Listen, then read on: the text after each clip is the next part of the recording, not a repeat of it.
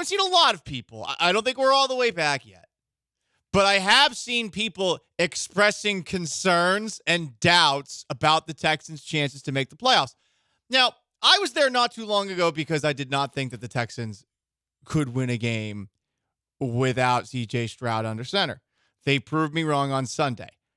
I'm skeptical they'll be able to do it again with Case Keenum under center against the Browns. But for all the people who are all of a sudden getting nervous or sad and depressed in advance about the Texans not making the playoffs, Sunday's result is not going to be the end of the world. It's not. I saw this from the New York Times, and I suppose when we see anything from the New York Times these days or the Washington Post, we have to raise an eyebrow at it. Can we trust establishment media in 2023?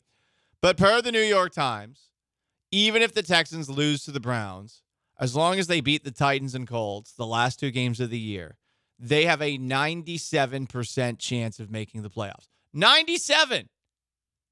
Now, win all the rest of your games, you're going to take care of business. You're going to feel a whole lot better about yourself. But for the people that are now starting to get ants in their pants about the playoffs, relax. And I'd also say this. Can we relax, internet doctors, about C.J. Stroud's concussions? Now, I don't think he's going to play on Sunday. Missing 2 weeks is concerning. The fact that he took hits against the Cardinals and Broncos that caused him to leave the field for at least one play each time makes you wonder if his bell's been rung perhaps a little bit too much this year. But all of a sudden we've gone from, he might miss a game or two, to some people asking this question at D'Amico Ryan's media availability yesterday. D'Amico, is there a chance that this could end his season? End CJ's season? Oh, why you say that? Oh, don't shock me like that, man. No. Wow. No, it's just we're going through the protocol, and each person, each concussion, right, is different. So each person, it takes a different amount of time for each person to heal, just like with anything else. So he's just going through the protocol just like everyone else has throughout whenever they've been in the concussion protocol. And, we just, at the end of the day, like I said last week, and it still stands today, like the most important thing is making sure CJ is healthy. And when he's ready to go, he'll be ready to go. I'll let you guys know. I think D'Amico thought that a Shefty bomb had perhaps been dropped upon the internet with his bewildered response to that, but it should have been a bewildered response. And then he goes back into your typical D'Amico speak, which was TL, didn't listen.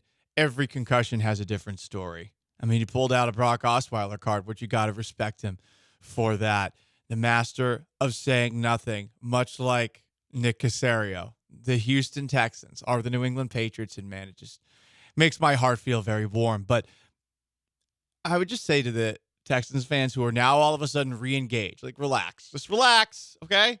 Relax. Because they're going up against Joe Flacco on Sunday. I know the Browns' defense is very, very, very, very good, and it has Myles Garrett. And it's going to be tough for the Texans to score points if Case Keenum's under center. But at the same time, it's Joe Flacco on the other sideline. I mean, I didn't respect Joe Flacco when Joe Flacco was having the greatest playoff run of all time. And then everyone told me after that, no, you have to say Joe Flacco's an elite quarterback. Do I? No, I don't. He's been pretty good in the playoffs in his career. But, I mean, now we're talking about a totally different Joe Flacco. A Joe Flacco who, by the way, shaved his beard. Does that work? As somebody who has bushy eyebrows himself that also can grow facial hair very quickly, it is rather noticeable when you get rid of the fur on your face. I don't think it always works, and I am now at a point in my life where I think I'm always going to at least roll with a little bit of scruff because I do think that the bare whiteness of my face scares children. I mean, it is very reflective. It is illuminating. So you got to have a little more contrast on your face. So fashion tip to Joe Flacco, stick with the beard. The beard was working for you. Good luck tip for Flacco. Did Flacco do this because he threw 3 interceptions? I don't know, but I mean, I feel better about the Texans against Joe Flacco on Sunday because there's no Joe Flacco beard, Sean Mapes. Is that stupid? Yes, but remember, this show is also stupid. Yeah. No, I'll barrel on into the stupid. I kind of think it's bad. I don't know. Like you said, threw 3 interceptions and then clean slate on his face. Like you said, we'll see where he's at on Sunday with the growth. Also, in 2012, when he was elite, when he was winning the Super Bowl, no beard. Is no beard Flacco. Also, I pulled up Joe Flacco's stats. Woof. Hit me. Explain that. Woof. 3 games started, 2-1 record. That's all that matters. A lot of people will say. Yes, that's why we're even talking about maybe being scared of this guy. 7 touchdowns, 5 interceptions.